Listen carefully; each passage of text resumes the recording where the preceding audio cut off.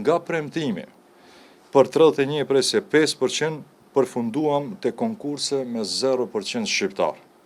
Në vend që të rikthenin një mekanizëm më të fortë, vlen solli një propozim ligj që nuk mbron përfaqësimin e drejtë dhe adekuat.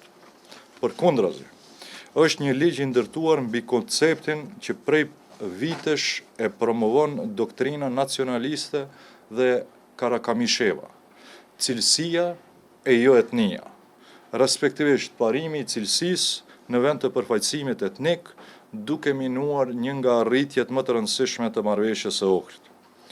Me këtë propozim ligj nuk parashihen kuota etnike, sanksione juridike e as identifikimin i etnisë nga institucionet për kandidatët. Nuk parashihet kurrfar garancie juridike. Prandaj ky propozim ligj nuk e forcon përfaqësimin e drejtë dhe adekuat, por e shkatron atë.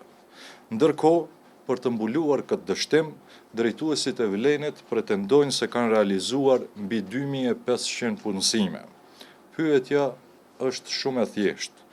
Ku janë këto 2500 punësime?